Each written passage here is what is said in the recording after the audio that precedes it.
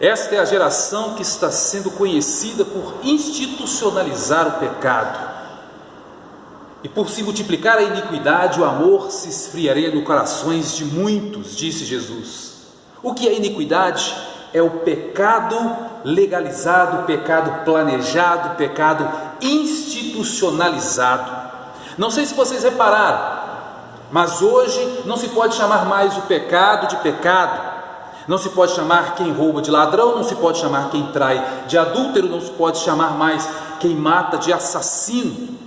Não pode mais, porque senão você estará julgando.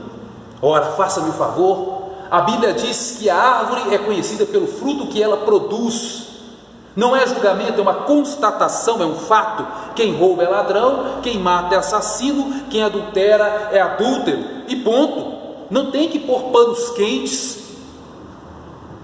É por isso que a igreja contemporânea está doente, membros de igrejas estão doentes, um monte de gente em pecado, tomando a ceia, fazendo louvor, ministrando louvor, como se estivesse tudo bem, sem se arrepender, sem consertar com Deus, sem pedir perdão, sem ser tratado. Pessoas subindo no altar de Deus, de qualquer jeito, de qualquer maneira. É por isso que o apóstolo Paulo, no capítulo 11 de Coríntios, em sua primeira carta, ele diz: por isso que há muitos doentes entre vós, porque não tiveram cuidado de examinar antes de tomar a ceia do Senhor. Muitos não corrigem, porque dizem que a correção é lei, e hoje vivemos na era do amor. Isso é uma mentira. Não corrigem porque são coniventes com o pecado, querem ser melhores do que Deus, mas não são, porque na minha Bíblia diz que Deus corrige, e sem santidade ninguém verá a Deus.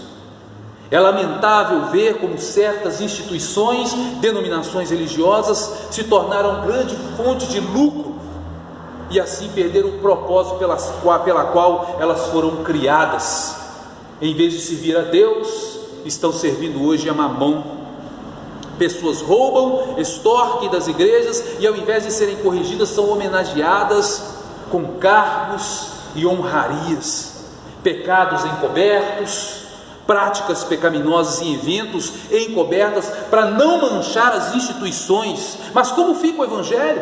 Ele pode ser manchado?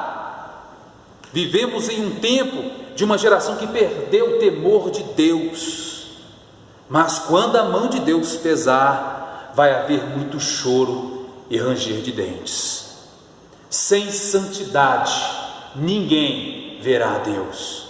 É por isso que é necessário que se pregue contra o pecado, para que haja arrependimento, confissão, pedido de perdão e salvação de almas.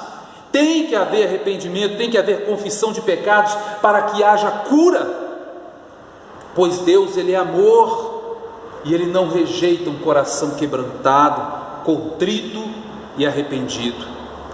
Mas vemos pastores que não falam mais contra o pecado, por serem omissos, ou por serem reféns de caciques que mandam dentro da igreja, de famílias fundadoras, ou de caciques denominacionais, que não respeitam a autoridade de ninguém, chamado de ninguém, que põem o dedo na cara dos pastores e dizem: você vai pregar o que eu mandar e não o que o Espírito Santo disser. Você vai pregar o que eu disser, porque nós somos a maioria e podemos te botar para correr, e sua família vai passar fome.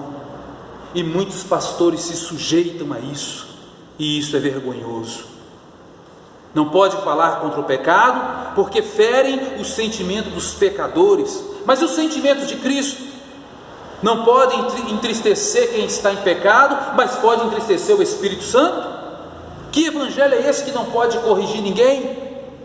Que evangelho é esse que não pode corrigir quem está em pecado, envergonhando o nome do Senhor? Como o apóstolo Paulo diz em sua carta aos Romanos: o nome de Deus é blasfemado entre os gentios por causa de vós.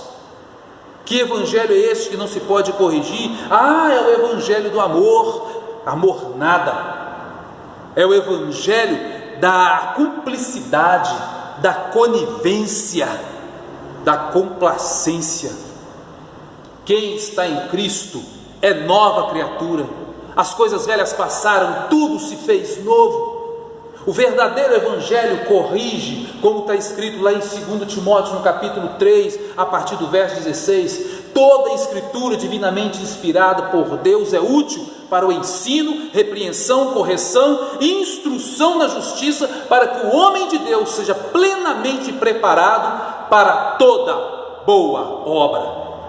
O verdadeiro amor corrige. O Senhor disciplina quem ama e castiga todo aquele que tem por filho, diz Hebreus capítulo 12, verso 6. Deus corrige e castiga a quem ama, e Deus é amor. Sabe, queridos, quando o pecado não incomoda mais, é porque ele já foi institucionalizado e a igreja se conformou com o mundo. Mas a minha Bíblia diz: não vos conformeis com esse mundo, mas transformai-vos pela renovação do vosso entendimento, para que experimenteis qual seja a boa, perfeita e agradável vontade de Deus. O crente fiel e verdadeiro tem que ser indignado com essa sujeira deste mundo e com o pecado, não se conformando com as coisas deste mundo. É assim que age o Filho de Deus, é assim que age o servo de Deus, é assim que age o cristão